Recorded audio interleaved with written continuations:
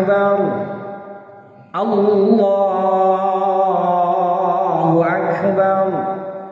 Allahu akbar. Allahu akbar. Allahu akbar. Allahu akbar. Allahu akbar. Allahu akbar. Allahu akbar. La ilaha illallah. Allahu akbar. Allahu akbar. Walillahil hamd.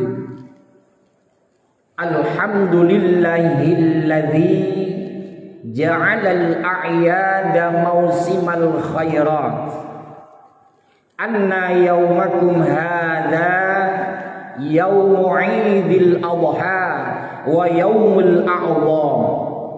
Yawma ahallallahu lakum fihi at-ta'am wa harrama 'alaikumus siyam. Ashhadu an la ilaha illallah wahdah sadaqa wa'dah wa nasara 'abdah wa a'azza jundah wa hazzamal ahzaba wahdah. Wa ashhadu anna sayyidana Muhammadan 'abduhu wa rasuluhu la nabiyya ba'dah alladzi wulida fi Makkah wa hajara wa tuwfiya fil Madinah.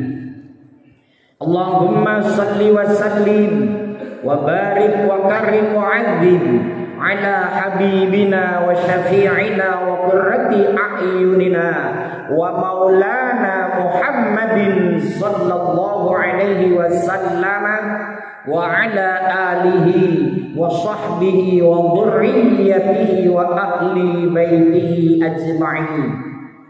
Amma ba'du fa ya ibadallah, usikum wa nafsi bitaqwallah, faqad fazal muttaqun. Qala Allah ta'ala fi kitabihil karim wa huwa asdaqul qailin. A'udzu billahi as-sami'il 'alim minasy syaithanir rajim. Falamma aslama wa tallahu lil jabin qalu subhanaka la ilma lana illa ma 'allamtana innaka antal alimul hakim. Wa qala an-nabiyyu Muhammadun sallallahu alaihi wasallam man kana lahu si'atun falam yudhhi fala yaqrabanna musallana aw kama qala Rasulullah sallallahu alaihi wasallam. Sadaqallahul azim. Hadirin jamaah salat Idul Adha Masjid Nurul Hidayah, yang mudah-mudahan langkah kita mendapatkan ridho Allah Subhanahu wa taala.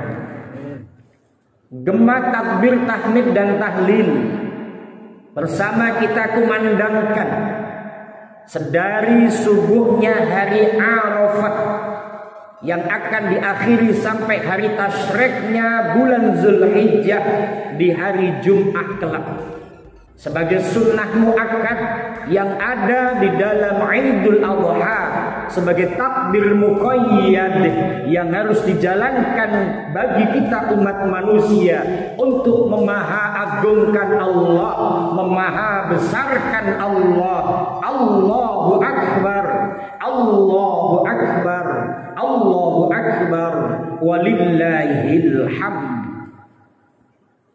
Bicara Idul Kurban, bicara Idul Adha, tentu di dalam pikiran kita umat Islam, di samping itu memang sejarah tapi dituliskan oleh Allah di dalam kalamnya, di dalam Al-Quran, peristiwa pengorbanan, peristiwa perjuangan penyembelihan Nabi Ibrahim alaihissalam terhadap putra tercintanya Nabi Ismail alaihissalam.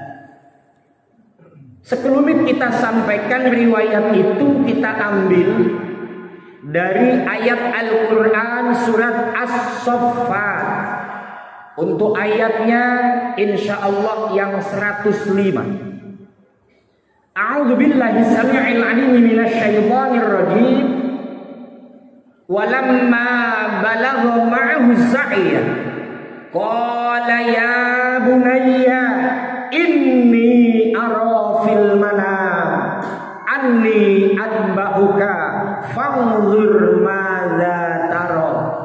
Qala ya abati fa'al ma tu'mar satajiduni insyaallahu minas sabirin. Insyaallah kalimah bahasa kita falamma balagha ma'ahu sa'ya, ketika Nabi Ismail sudah bisa mulai lari-lari kecil bersama ayah tercintanya Nabi Ibrahim alaihissalam. Dalam riwayat umur 7 tahun atau 13 tahun. Ketika itulah Nabi Ibrahim alaihissalam diperintahkan oleh Allah untuk menyembelih putranya. Maka ketika disampaikan inni arafil manami anni adbahuka fanzur madza tara. Nah, aku itu mimpi. Nah, dalam mimpiku itu aku disuruh menyembelihmu. Kira-kira apa nak pendapatmu? Qala ya abatif an ma tu'mar. Anak ini menjawab, ya abadi, wahai bapakku, if'al, lakukan ma sesuatu tu'mar yang telah diperintahkan kepada engkau oleh Tuhan. Di sini jamaah sekalian akan kita ambil pelajaran yang pertama. Betapa hebatnya orang tua bisa mendidik putranya sehebat itu, Pak. Bisa mendidik anaknya menjadi anak yang soleh, taat dan patuh kepada Allah serta berbakti kepada kedua orang tuanya. Di tengah saat ini teknologi serba canggih. Anak-anak kita yang subhanallah susah dan sukar untuk dididik, diajak majelis taklim, diarahkan dalam pendidikan agama, pendidikan formal, susahnya luar biasa. Anak-anak sukanya nongkrong, anak-anak sukanya sekarang main HP, main handphone. Ketika diarahkan sholat nanti dulu, diarahkan baca buku entar dulu. Susah kita didik anak saat ini. Maka pelajaran yang kita ambil dalam bab pendidikan dari peristiwa korban ini adalah Nabi Ibrahim alaihissalam. Mungkin kalau kita Pak jelas nggak kuat. Bagaimana kuat punya anak? Dalam riwayat Nabi Ibrahim ini kan umur sudah 70 tahun, sudah 80 tahun, kakek-kakek. Siti Sarah umur yang sama 80 tahun. Sampai tahun itu pun belum punya putra. Ketika baru dikasih putra, suruh nyembelih. Padahal kan jelas ini anak untuk estafet perjuangan kalimatut tauhid, la ilaha illallah. Baru punya anak, oleh Allah suruh nyembelih. Tapi Nabi Ibrahim kagak protes, anaknya pun menerima. Dari mana pelajaran kita ambil? Ayat sebelumnya jamaah sekalian. Ternyata Nabi Ibrahim itu selalu doa. Sandarannya full kepada Allah. Apa kalimatnya? Rabbi habli minas sholihin.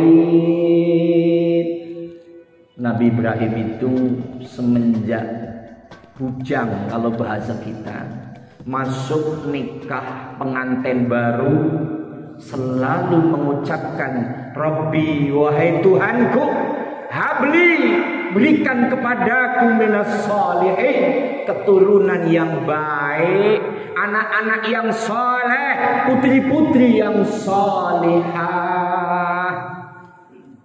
Ketika sampai umur 70 tahun, 80 tahun, Nabi Ibrahim gak pernah lepas doa itu.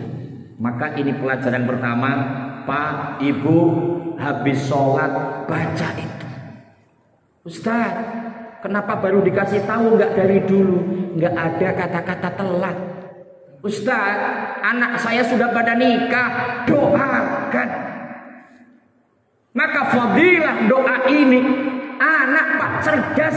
Qala ya abatif alma tu'mar. Pak, kalau memang itu perintah Allah, lakukan Pak, sembelih saja aku.